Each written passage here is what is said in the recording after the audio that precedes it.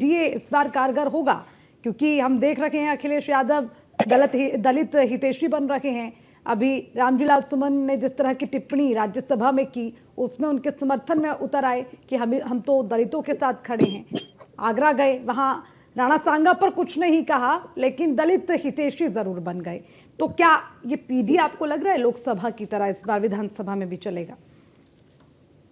आपको नमस्कार, साथी वक्ताओं को भी नमस्कार। बन नहीं गए है, और जो है समाजवादी पार्टी की जब सरकार थी तब भी जो है थी, और हमेशा से है समाजवादी पार्टी की जो विचारधारा ही है कि जो है अंतिम व्यक्ति को, अंतिम पंक्ति में खड़े अंतिम व्यक्ति तक मूलभूत सुविधाएं पहुंचनी चाहिए। अब मैं चाहूँ तो आपको अपनी योजनाएं भी बता सकती हूँ कि हमारी सरकार ने दलितों के लिए स्पेशली कौन कौन सी योजनाएं उनकी शिक्षा के लिए चली, जो है कितने ग्राम बने, पर उस ये सबको पता हुआ आप चले जाएंगे। आपके दर्शक भी मैं कहूंगी, रिक्वेस्ट करूंगी, आप हमारी सरकार में जो योजनाएं चली गई हुई है आप सर्च करके निकाल लीजिए, आपको भरपूर डाटा मिल जाएगा। नहीं तो समाजवादी पार्टी के साइट पे अवेलेबल है वो डाटा जो हमारी सरकार में वो काम किए गए हुए थे। अभी आपने कहा कि बन गई, वहां पे जा करके जो है आगरा में राष्ट्रीय अध्यक्ष श्री अखिलेश यादव जी का दौरा लगातार जो है उत्तर प्रदेश में चल रहा है। लगातार वो उत्तर प्रदेश के हर जगहों पे लोगों के बीच में जा रहे हैं, और आज से नहीं जा रहे हैं, हमेशा से जा रहे हैं। आपको ये मैंने हमेशा कहा हुआ है कि ये कहना कि कोई नैरेटिव चल गया और जो है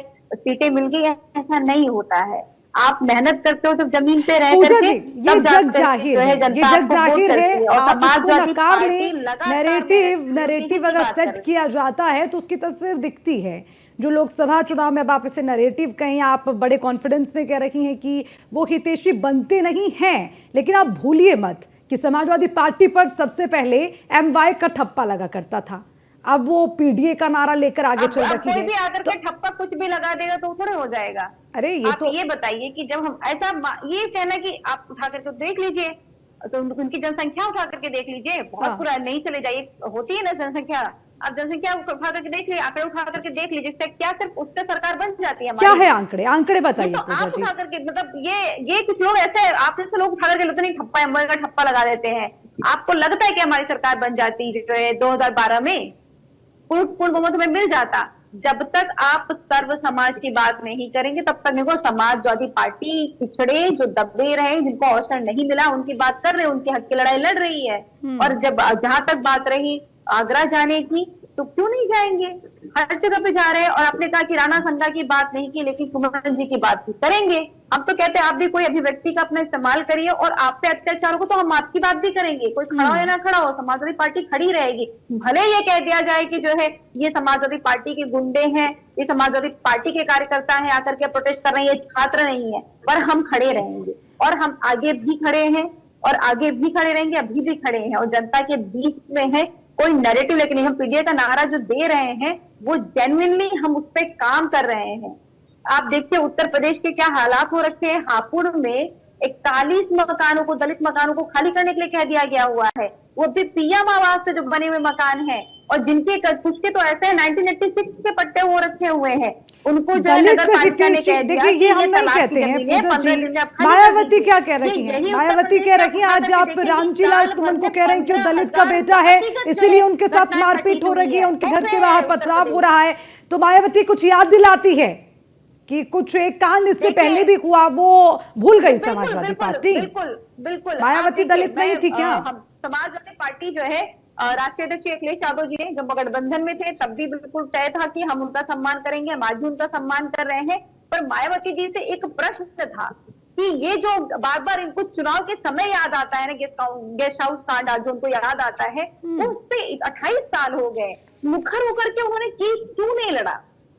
आपने वो जो होता नहीं है, एक आप महिला है, आप पूर्व मुख्यमंत्री हैं, आप एक सशक्त है, आपने तो उसको एक एजेंडा बना लिया हुआ है कि जब जब चुनाव आएगा तब तक आप जो लेकर के खड़ी हो जाएंगी। नहीं, अगर आप इतनी अस्मिता की बात करती हैं अर्चना जी, अगर आप पूर्व मुख्यमंत्री हैं तो फिर आप करती हैं, आप दिखता भी तो सही ना। ये नहीं होता है कि जब चुनाव आएगा तब याद आ जाएगी, जब चुनाव नहीं रहेगा आपके फायदे की बात आएगी तो आप गठबंधन कर लीजिए, फिर आप चुनाव में साथ जो है चुनाव लड़ोगे, फिर जब आपकी जैसे फायदे के बाद खत्म हो जाएगा। आशुतोष जी का सवाल। पूजा जी याद रखिए, पूजा जी अगर आप दूसरे के घर में सेंध लगाएंगे तो दर्द क्यों नहीं होगा? सबसे ज्यादा अगर वोट बैंक निशाने पर है इस समय तो मायावती का वोट बैंक ही निशाने पर है।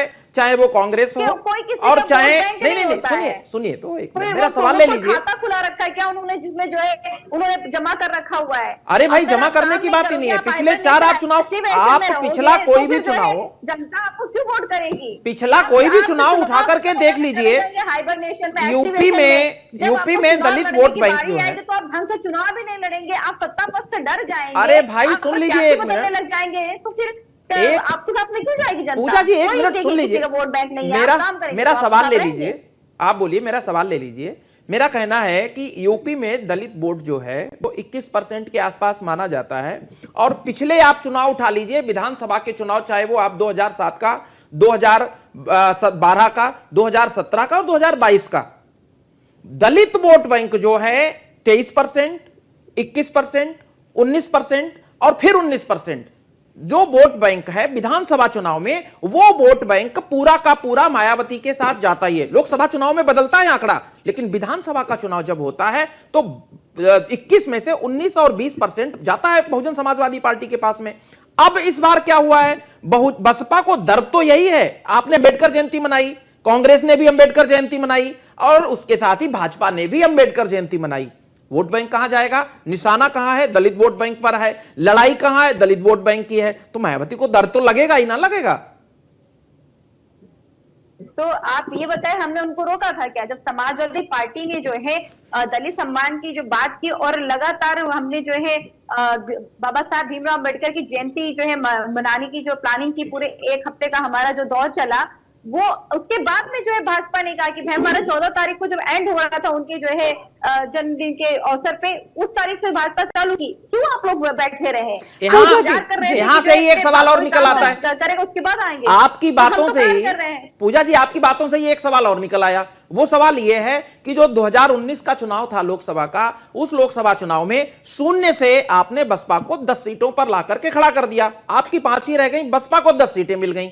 अखिलेश यादव ने बुआ की शान में जबरदस्त कसीदे पढ़े, लेकिन चुनाव का रिजल्ट आने के तुरंत बाद बुआ को पता नहीं फिर ऐसी क्यों नाराजगी हो गई कि 10 सीटें लेने के बावजूद भी बुआ गठबंधन से बाहर निकल आई और पिछले 5 साल से लगातार उनको बीजेपी से दर्द नहीं है, उनको कांग्रेस से दर्द नहीं है। जब भी वो बात करती हैं तो केवल और केवल अखिलेश यादव के ऊपर निशाना क्यों छोड़ती हैं? कोई तो कारण होगा। आप गए, आपने मनाया, पैर छुए, बुआ कहा, सब कुछ कहा, भरे मंच पे कहा, फिर भी बुआ आपके साथ नहीं है सगी। क्योंकि आशुतोष जी वो बार बार ये कहती हैं कि दलित को सिर्फ एक टूल किट, एक वोट बैंक के तौर पर वोट बैंक के ऊपर देखा उसके लिए किसी को कोई हमदर्दी नहीं है।